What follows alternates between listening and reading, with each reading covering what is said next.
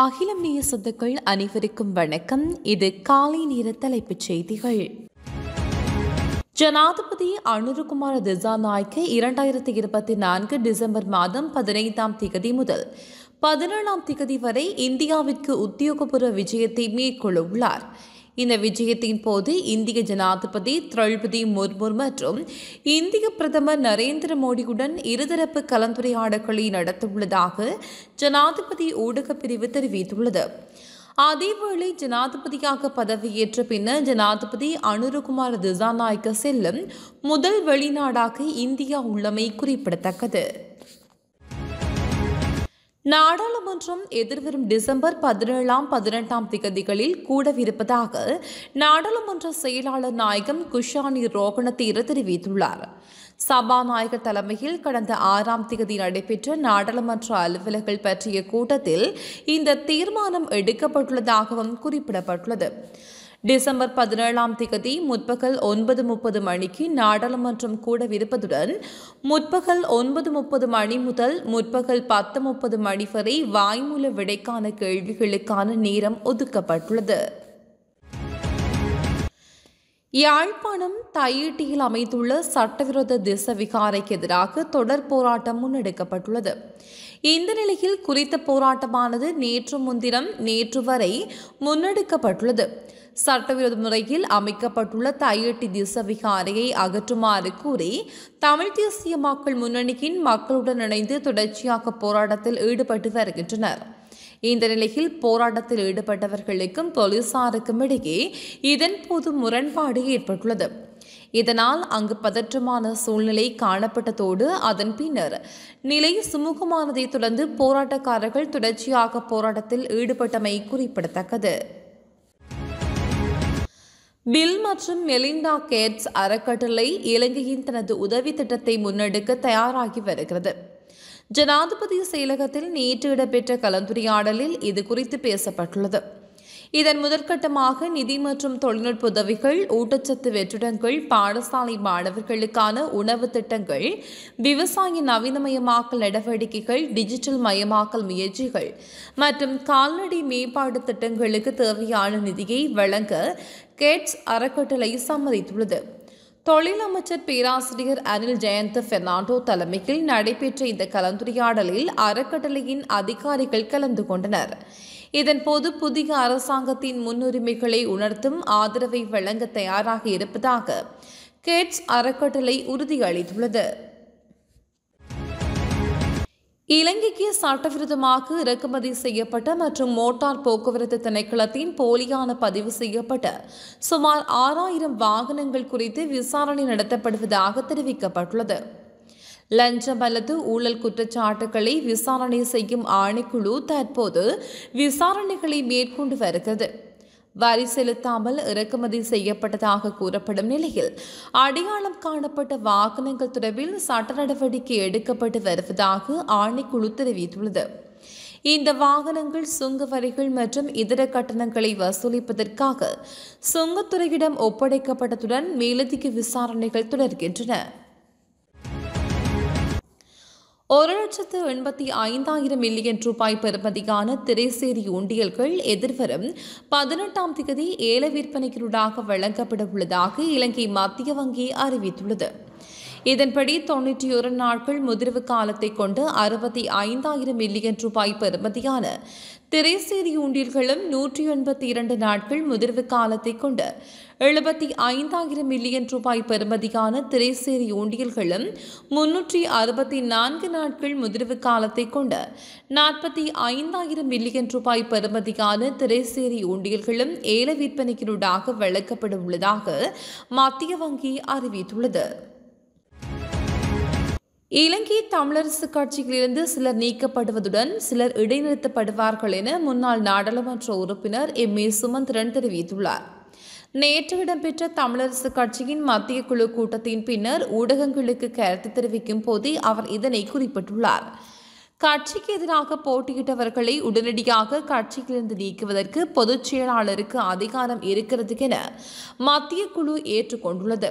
அதனை பொதுச் செயலாளர் எதிர்வரும் நாட்களில் செய்வார் என்றும் கூறப்படுகிறது. மட்டக்களப்பு இலுப்பிட்டிச்சேனை பிரதான வீதியில் உள்ள வர்த்தக நிலையம் ஒன்றின் மீது பெட்ரோல் குண்டு தாக்குதல் மேற்கொள்ளப்பட்டுள்ளது. குறித்த பகுதியில் அமைந்துள்ள தொலைபேசி விற்பனை நிலையம் ஒன்றின் மீது அடையாளம் தெரியாத நபர் ஒருவரினால் இந்த தாக்குதல் நடத்தப்பட்டதாக தெரிவிக்கப்படுகிறது. அருகில் இருந்த கடையின் சிசிடிவி கேமராக்களில் இந்த தாக்குதல் சம்பவம் தொடர்பான காட்சிகள் பதிவாகியுள்ளது. இந்த தாக்குதலின் போது வர்த்தக நிலையம் முற்றாக தீயில் எரிந்ததுடன் விற்பனை நிலையத்தில் இருந்த உபகரணங்களும் தீயில் கருகியுள்ளது. இது தொடர்பான மேலதிக விசாரணைகளை கரடியாறு போலீசார் மேற்கொண்டு வருகின்றனர். அனுராதபுரம் பாதனிய பிரதான வீதியில் தம்புத்தேகம பிரதேசத்தில் இடம்பெற்ற விபத்தில் ஒருவர் உயிரிழந்ததுடன் 5 பேர் படுகாயமடைந்துள்ளதாக தம்புத்தேகம போலீசார் தெரிவித்தனர். தம்புத்தேகமவிலிருந்து அனுராதபுரம் நோக்கி பயணித்த சிறிய லொரி ஒன்றும் அனுராதபுரத்திலிருந்து தம்புத்தேகம நோக்கி பயணித்த லொரி ஒன்றும் நேருக்கு நேர் மோதியதில் இந்த விபத்து இடம்பெற்றுள்ளது. விபத்தின் போது சிறிய லொரியில் பயணித்த நபர் ஒருவர் உயிரிழந்துள்ளார். அடுத்த வருடம் 30 லட்சத்துக்கு அதிகமான சுற்றுலா பயணிகள் நாட்டுக்கு வருவார்கள் என எதிர்பார்க்கப்படுவதாக சுற்றுலா அபிவிருத்தி அதிகார சபை தெரிவித்துள்ளது. இந்த வருடம் 20 லட்சத்துக்கு அதிகமான சுற்றுலா பயணிகள் நாட்டுக்கு பிரவேசித்துள்ளதாக அதன் தலைவர் பொத்திக்க கோவாசம் தெரிவித்துள்ளார். இதற்கமைக்க இந்த மாதத்தின் கடந்த 11ஆம் தேதி வரையான காலப்பகுதியில் 68,648 சுற்றுலா பயணிகள் நாட்டை வந்தடைந்துள்ளனர். அத்துடன் கடந்த 11ஆம் தேதி மாத்திரம் 9,847 சுற்றுலா பயணிகள் நாட்டுக்கு வருகை தந்துள்ளதாக சுற்றுலா அபிவிருத்தி அதிகார சபை தெரிவித்துள்ளது.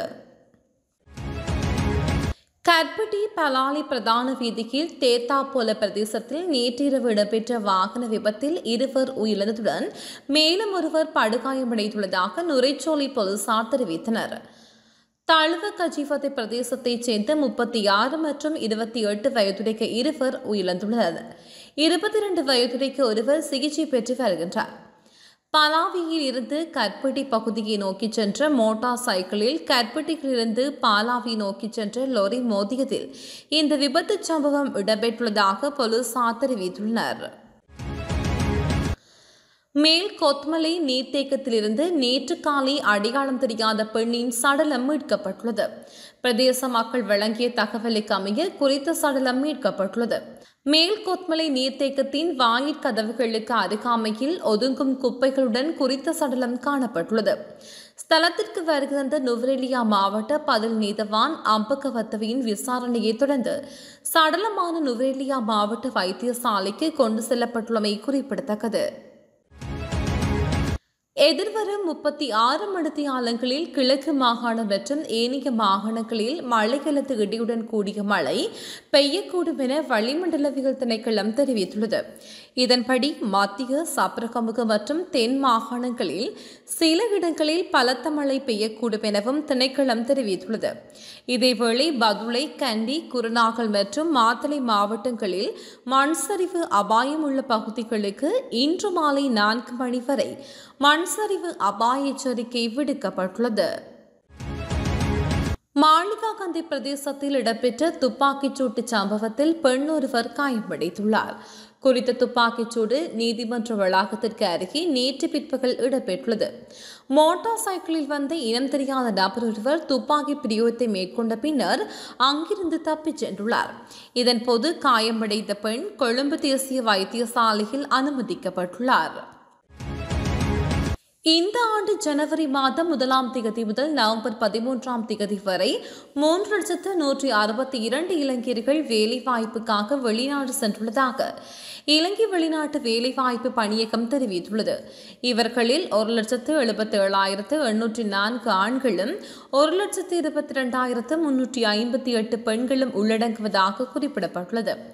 தென்கொரியாவுக்கு 7,002 பேரும், இஸ்ரேலுக்கு 9,211 பேரும், ருமேனியாவுக்கு 10,274 பேரும், ஜப்பானுக்கு 8,251 பேரும் வேலைவாய்ப்புக்காக சென்றுள்ளதாக இலங்கை வெளிநாட்டு வேலைவாய்ப்பு பணியகம் தெரிவித்துள்ளது. கடந்த 2022ஆம் ஆண்டில் 3,10,948 இலங்கையர்கள் வேலைவாய்ப்புக்காக வெளிநாடு சென்றதுடன் இவர்களில் அதிகளவானோர் ஐக்கிய அரபு அமீரக ராச்சியத்துக்கு சென்றுள்ளதாக குறிப்பிடப்பட்டுள்ளது.